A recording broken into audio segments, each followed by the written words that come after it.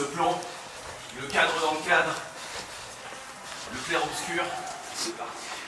Tout commence par une conférence chantée. Mais c'est pas une conférence comme les autres, c'est une conférence chantée, interprétée par deux artistes, micro et instruments à la main, qui vont embarquer les élèves pour une aventure en son, en musique, en mots, et les faire voyager à travers les grands courants musicaux, à travers le répertoire d'artistes emblématiques, et qui vont les guider pour établir des liens entre musique, histoire et phénomènes de société.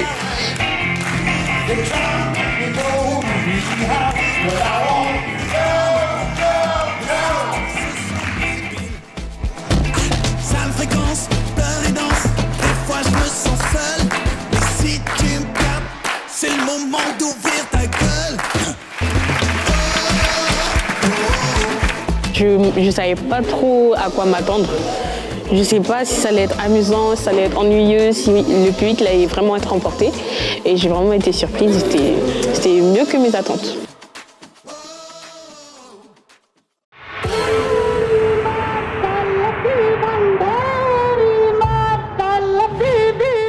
Après la conférence chantée, place au deuxième temps et aux ateliers. Là, les élèves passent à l'action. C'est l'occasion d'expérimenter, de créer, mais aussi de prendre confiance en soi et de s'exprimer à travers la musique. C'est l'idée que en fait, la culture hip-hop a toujours été un vecteur éducatif. En fait, avec le rap qui est la musique la plus streamée en France, la plus écoutée, en fait, on se rend compte que c'est aussi un instrument pour pouvoir s'exprimer et que c'est un outil super important pour les jeunes pour pouvoir sortir toute la rage qu'ils peuvent avoir, la frustration qu'ils peuvent avoir.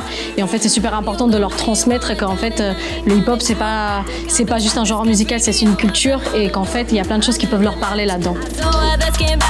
Alors en fait, moi j'ai déjà travaillé avec Zebrock il y a 2 ans pour une conférence sur le thème des musiques afro-américaines. Donc il y a eu une conférence qui a été donnée au lycée et on a été ensuite au Cabaret Sauvage avec les élèves, donc ça a été un grand succès. Et donc j'ai voulu reconduire cette année, donc voilà, c'est une expérience que j'avais déjà tentée il y a 2 ans et que j'avais envie de reconduire cette année encore.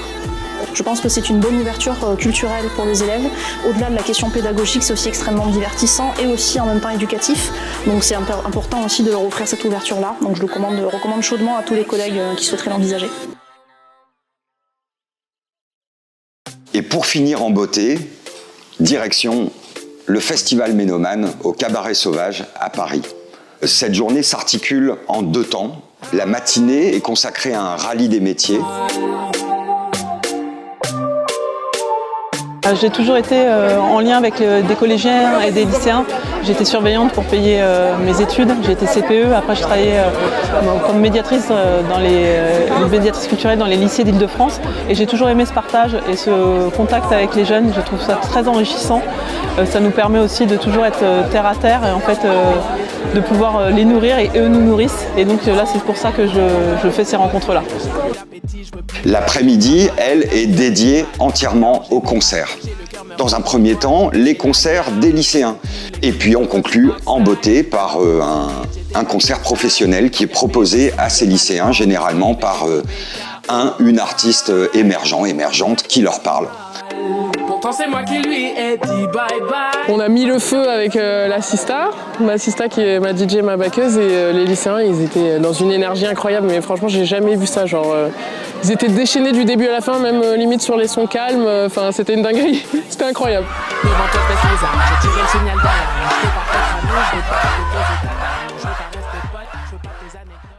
C'est ça Zebrock, Mélomane.